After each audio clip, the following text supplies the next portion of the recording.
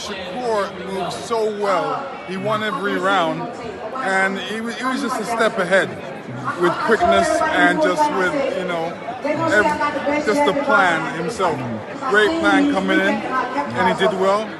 Congratulations to him. He won all the rounds? Is that what you're saying? He won all 12 rounds? Well, maybe he lost one, but he won the majority of rounds. At what time did you realize that this was just going to be Shakur taking over the whole fight? After the fourth round. Mm-hmm. After the fourth.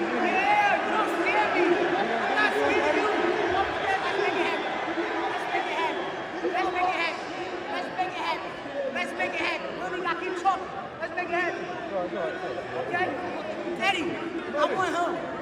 He's fool. He's fool. I got him. Okay?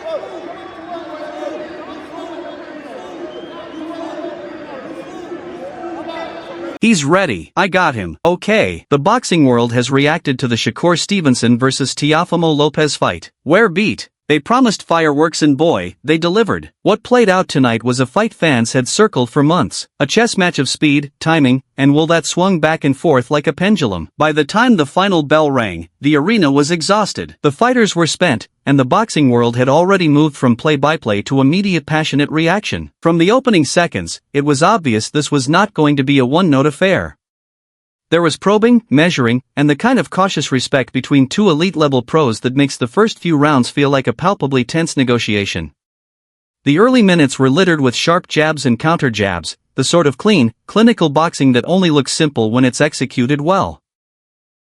There were stretches where the rhythm felt like a classical conversation, sentences exchanged, ideas tested, and then sudden explosive punctuation marks when one fighter landed a compact combination that made the crowd gasp.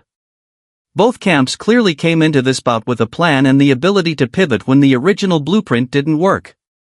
One man used lateral movement, timing, and crisp counters to score with surgical precision. The other came forward in waves, trying to shorten the distance, work the body, and turn those small openings into much larger ones. Those contrasting approaches produced a fascinating ebb and flow. There were rounds where the countering stylist looked untouchable, slipping, turning defense into offense and popping out with bursts of scoring punches. And there were rounds where the pressure fighter made it difficult to hold a single line on the scorecard simply because the aggression forced awkward exchanges and clinches that robbed the other man of clear sightlines to land.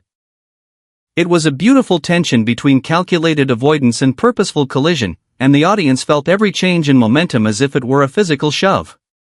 Some sequences felt destined to live forever as gifs and slow-motion breakdowns. There was a middle round swing where a quick flurry from the aggressor landed flush and had the other man sliding back on his heels for the first time. The momentum visibly shifted for a couple of rounds afterward, not just on the judges' cards, but in the fighter's body language.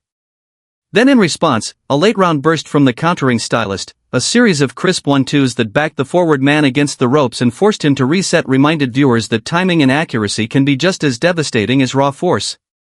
Those moments were not merely about physical impact. They were psychological punctuation marks.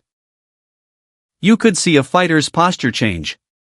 The corners leaning in, trainers shouting corrections and encouragement. That's the human theater of boxing. A single 2 or 3 second exchange can change how both camps approach the next 3 rounds.